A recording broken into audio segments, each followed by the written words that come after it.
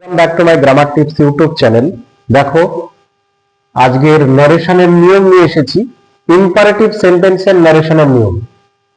তো imperative sentence কাকে বলে? যে সমস্ত বাক্যগুলো ভার্ব দিয়ে শুরু হয়। শাট the door,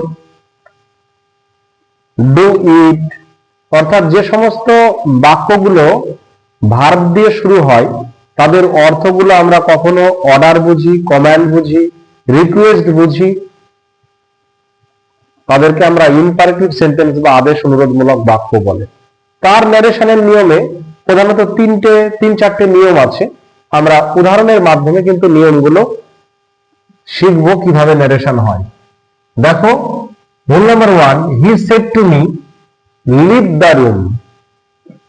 leave the room, দেখো ভার্ব দিয়ে শুরু হয়েছে, ইম্পারেটিভ সেন্টেন্স। ইম্পারেটিভ সেন্টেন্সের ন্যারেশনে কি হয়? তাহলে কি করব আমরা? হি সেড টুর বদলে আমরা টোল্ড বসাই।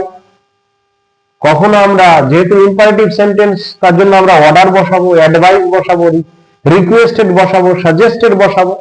তাহলে যদি আমরা এরকম করি, he said to me, he ordered me, ED করবো, পাস্ট টেন্স আছে, হি অর্ডার্ড মি, কি করতে হয়? শুধু আমরা টু বসিয়ে দেবো ইনভার্টেড কমা পরিবর্তন করে, টু লিভ দা রুম। সূত্রটা কি? ওই সেড টু এর জায়গায় আমরা সেন্স অনুসারে বসাবো, চেঞ্জ করব, ইনভার্টেড কমা তুলে দিয়ে আমরা টু বসিয়ে দেব।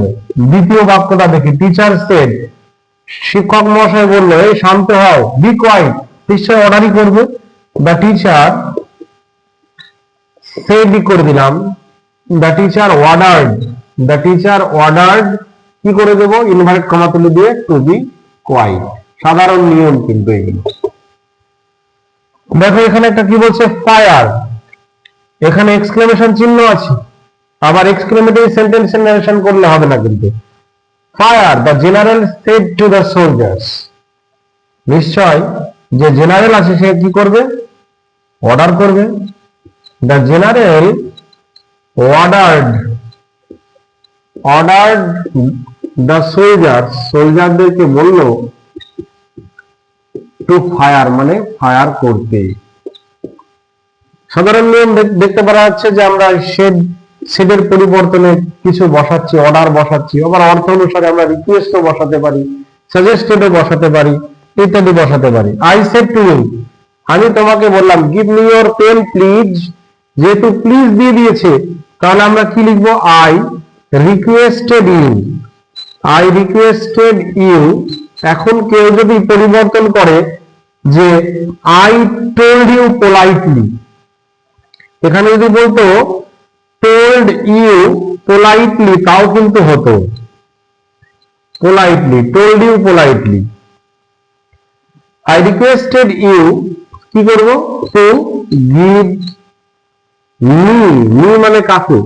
আবার ফার্স্ট পার্সনের কাছে মি যদি ফার্স্ট পার্সন থাকে, তাহলে প্রথম জনের কাছে যাব, ফার্স্ট পার্সন বক্তার কাছে যাব, বক্তার ফার্স্ট পার্সন আছে, তাহলে মি করে দিবে। হ্যাঁ, to give me your pen, to give me your pen, তোমার কলম। তো গিভ, তাহলে কি আছে? এখানেও কিন্তু সেকেন্ড পার্সন কিন্তু আছে। হ্যাঁ, কি আছে এখানে? এখানেও কিন্তু সেকেন্ড পার্সন আছে। হ্যাঁ, তাহলে আমরা কি বসিয়ে দেবো? ইওর পেনটাই কিন্তু বসিয়ে দেব। হলো, I requested you to give me your pen. এবার আসি 5 নম্বর নিয়মে, যে অনেক সময় ইম্পারেটিভ সেন্টেন্সে কি হয়? নেগেটিভ থাকে। দেখো এই বাক্যটাতে রিপোর্টেড স্পিচ যেটা আছে, ডু নট টেল এ লাই, তাহলে এটা নেগেটিভ সেন্টেন্স আছে। সেই ক্ষেত্রে একটু পরিবর্তন হবে। ফাদার, বাবা কিন্তু তার ছেলেকে কি বলবে? বা কাউকে অ্যাডভাইস, কথাটা বলাটা ভালো, ভাবটা ব্যবহার করা ভালো। ফাদার অ্যাডভাইজড মি, করে দিলাম।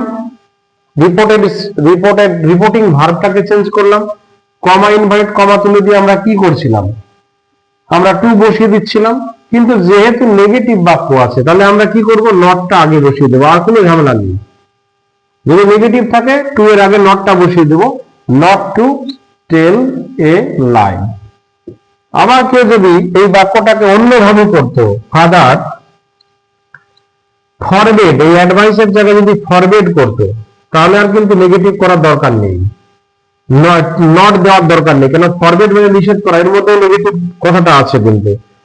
ফরগেট টু টেল এ লাই, মিথ্যা কথা বলতে বারণ করেছিল। তাহলে আশা করি টপিকটা বোঝা গিয়েছে। 1 নম্বর নিয়মটা খুবই সহজ, রিপোর্টিং ভার্বটাকে সেটটাকে অ্যাডভাইস, অর্ডার, রিকোয়েস্ট ইত্যাদি পরিবর্তন হলো, ইনভার্টেড কমা তুলে দিয়ে টু বসালে কিন্তু ন্যারেশন হচ্ছিল। হ্যাঁ, তাহলে পজ করে নিয়ে খাতায় নোট ডাউন করে নিয়ে বারবার প্র্যাকটিস করলে, একটু খেয়াল করলে অবশ্যই ইম্পারেটিভ সেন্টেন্সের ন্যারেশনটা সহজ মনে হবে। তাহলে ভিডিওটি কেমন লাগলো কমেন্ট বক্সে জানাবে এবং লাইক, কমেন্ট, শেয়ার করবে এমন ভিডিও পাওয়ার জন্য। ভিডিওটি দেখার জন্য ধন্যবাদ।